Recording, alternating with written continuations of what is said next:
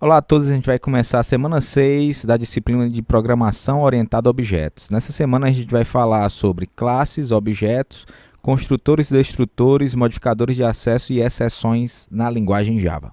Até já!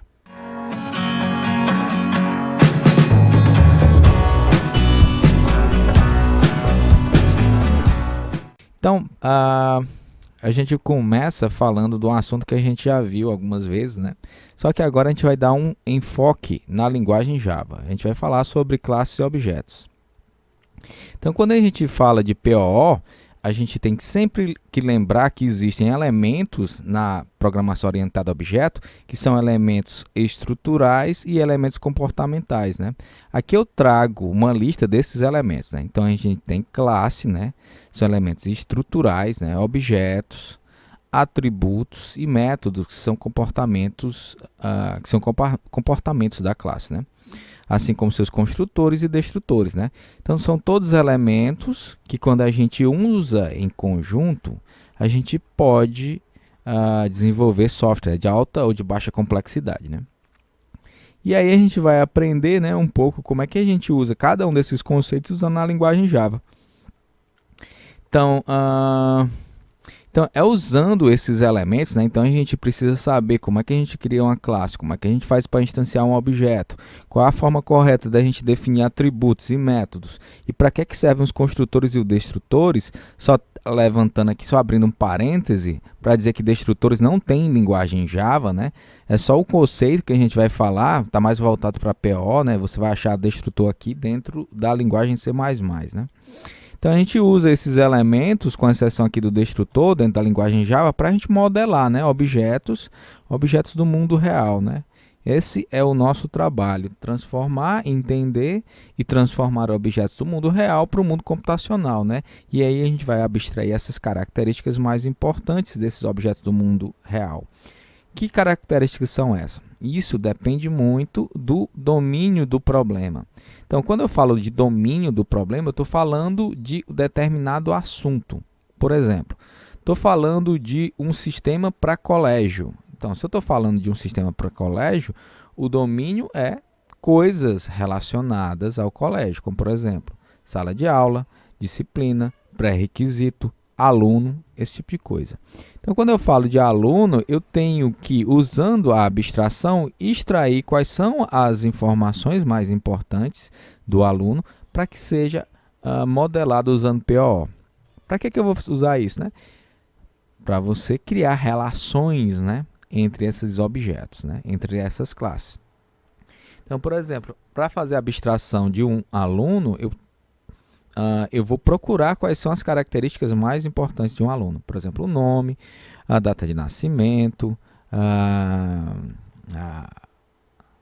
a classe, né, que ele, ou a disciplina que ele está matriculado, a classe que ele está matriculado, né, a data que ele ingressou no colégio, esse tipo de coisa, né? Então, tudo está relacionado. E coisas que não estão relacionadas a esse domínio, eu deixo de lado, né? Eu abstraio, eu deixo de lado. Não presto atenção nisso, porque não vai dar nenhum ganho ao sistema, né? Só vai ser lixo que a gente não precisa guardar. Então, quando a gente está falando em classes em Java, existe um conjunto de características, e essas características, elas são, na maioria das vezes, inerentes a todas as outras linguagens de programação, né? Então, quando eu falo de classe, a gente tem que dar um nome para ela, né? Logicamente. Você cria uma classe como se você criasse uma categoria de objetos, né? Então, para você identificar em que categoria um objeto faz parte, você precisa nomear. Então, a classe precisa ter um nome. Essa classe ela é constituída, né, de características e funcionalidades, né? Se a gente criar uma classe aluno, as características vão ser o nome do aluno, data de nascimento, esse tipo de coisa.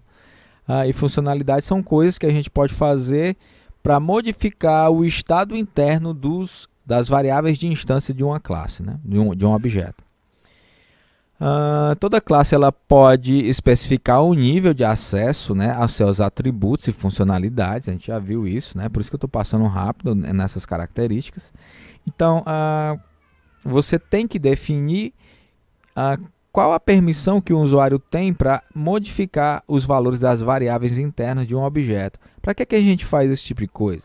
A gente faz isso para proteger o acesso interno e garantir que essas alterações internas vão ser realizadas somente por pessoas, por objetos, né, que têm essa capacidade de modificar, né, o estado interno, e com isso a gente não gere erros difíceis de ser encontrados, né? Se você deixa o acesso interno a um objeto liberado para todos, é provável, né, alguém que não tenha bastante experiência em programação, ele modifica a alteração em tempo de execução e fica mais difícil de você rastrear, né, o que é que está acontecendo com o seu programa, caso ele apresente um bug. Então a classe ela pode servir de base também para outras, né? E aí você tem dois dispositivos bastante conhecidos dentro da programação orientada a objeto, que é a herança e as interfaces. Então, na figura que eu trago aqui para vocês, existem três elementos, né? O primeiro elemento daqui da esquerda, ele é a planta baixa, né?